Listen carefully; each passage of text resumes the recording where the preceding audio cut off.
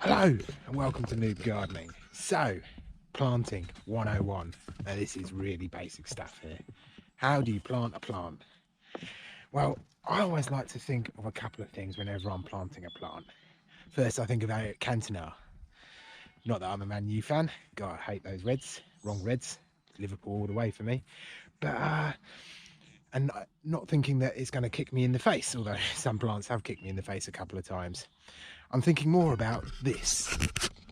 On the Eurostar, you have the freedom to move, to think, to work, to breathe. Thank you, Eric. So, what is the most important thing about this is more around, you've got to give space for a plant. So, before you think about planting a plant, select the right place. Another good little tip is, and I'm not a druid here, but just think of your 4 basic core elements. So, earth, water, wind, and fire. So, earth, soil, basically. Now, I'm not going to get all complicated into types of loam structures and things like that, but basically, you should know roughly what type of soil you've got. If it's like here, clay, it'll either be silt or it could be sandy. Either on all 3 of those, you ideally want a bit of organic matter in there as well, just some nutrients for the kind of plants to grow. But so think about your soil type. Here it's clay, so I need to work in a little bit more drainage than normal. Again, organic matter is really important. Water, obviously plants need water. If they don't have water, they die. Well, even the cactuses will struggle. So you want a spot that is going to get some water. There are parts in this garden that are really kind of shaded. They don't actually get much water at all, despite being in England. So, you know, you've got to think about how you're going to water them. The fire part is actually really related to the sun. So most plants will require a little bit of sun, apart from the most shaded ones. And so think about and look up in the sky and notice how during the day the sun moves across the sky, and over the seasons look again how the light falls on your garden. You might need to cut things back. You may need to you might want to fill things out. So select a spot that's going to have sun, or at least partial sun, for most plants. What are we up to now? Oh yeah, wind. So that's more like air. So don't again cram loads of plants into a narrow space. You've always got to think of the future, you know. So you might plant a plant now and it's only a couple of centimeters wide, but if that bad boy grows into something really big, you're going to be crowding out other plants, killing out other plants. So make sure there's a good amount of space for them to kind of work around on. So that's those are the kind of the 4 elements. So I've got here a spiralia, and I'm actually down here again where we planted some bulbs in the earlier video. It's a bed that I'm trying to fill out a little bit. So again, just thinking out my elements. I've got earth here, and it's had a lot of compost dug into it over the years, so it's pretty good. It's got a lot of stains in as well, so it's pretty well drained.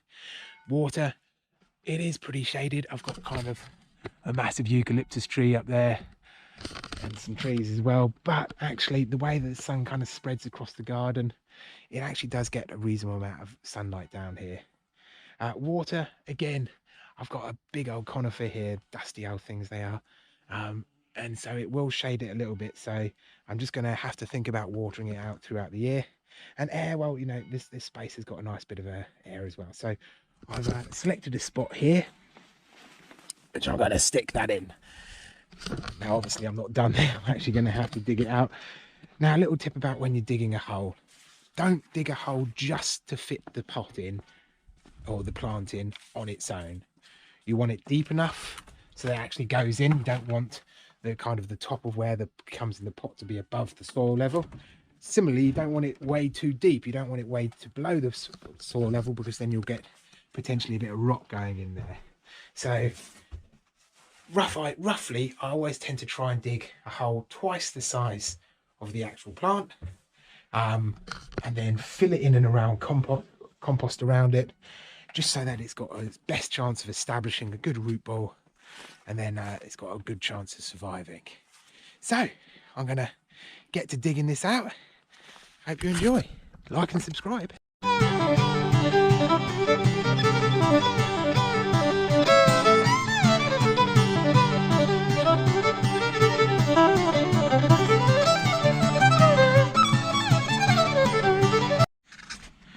Right then, how do you get your plant out of your pot? Whatever you do, don't just grab the plant by the scruff of the neck and yank it out. You're just going to cause it a lot of damage. So don't kind of grab it like this or anything like that. Sometimes you'll notice that roots will come through the bottom. That's not necessarily a bad thing, but it's probably a good sign that it needs to get out of its pot pretty sharpish. So first things first, loosen it up. Just kind of squeeze around the outsides of the pot like this, and it will just loosen it out. Then you can either do it a couple of ways. You can either do, Mr. Miyagi 1-inch punch and try and just knock it off. I tend to just grip the bottom of it, keep squeezing, and just let gravity do its work.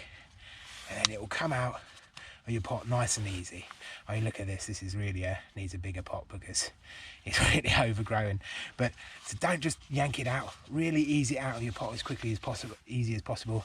Try not to damage as many of the roots. Don't rip off any of these roots as well. If you can try and save them, just kind of tease them in through the holes, and then that will help your plant get a good start in life. So that's Planting 101. Hope you enjoyed. Like and subscribe.